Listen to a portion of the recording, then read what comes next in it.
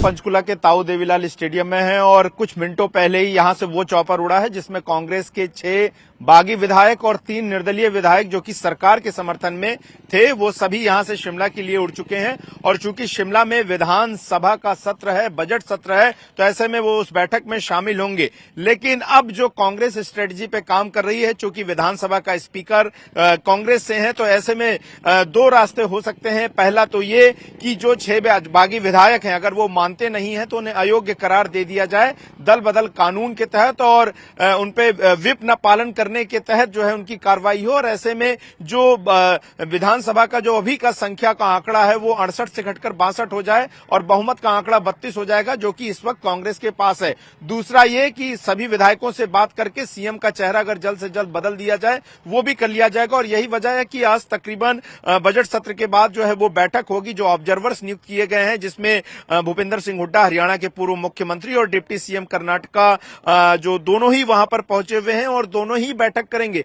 तो बहुत महत्वपूर्ण होगी। लेकिन सवाल यह है कि क्या भारतीय जनता पार्टी की जो स्ट्रेटजी है कि वो बजट सत्र में काउंटिंग की मांग कर सकती है और ऐसे में उससे सरकार गिर सकती है, ये भी इस रास्ते पर आगे बढ़ रही है। क्योंकि सबसे बड़ी चीज ये है कि ज्यादातर विधायक सुखविंदर सिंह सुक्खू की कार्यशैली से नाराज हैं। वही विधायक सुखविंदर सिंह सुक्खू के साथ हैं जो कि तकरीबन में संख्या में 10 से 12 हैं। लेकिन बाकी विधायक जो हैं बेहद नाराज हैं और सभी सुखविंदर सिंह सुक्खू को हटाना चाहते हैं। ऐसे में न सिर्फ हिमाचल प्रदेश के कांग्रेस प्रभारी या किसी और व्यक्ति पर गाज गिर सकती है।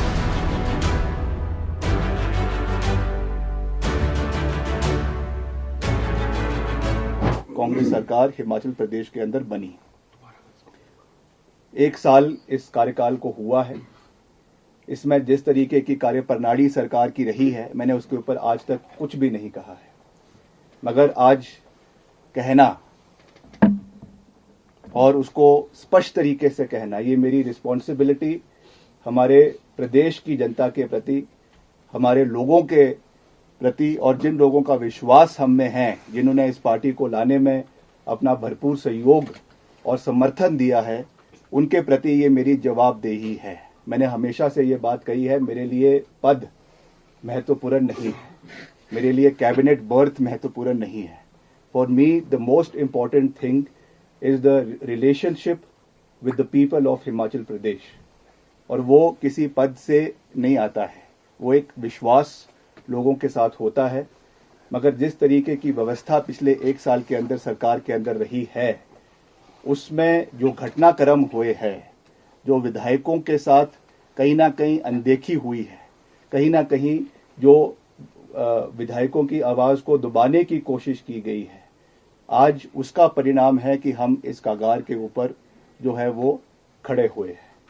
प्रदेश के अंदर जो फिस्कल मिसमैनेजमेंट हुई है वो हमारे सामने है, जो गवर्नेंस सरकार की रही है वो हमारे सामने है।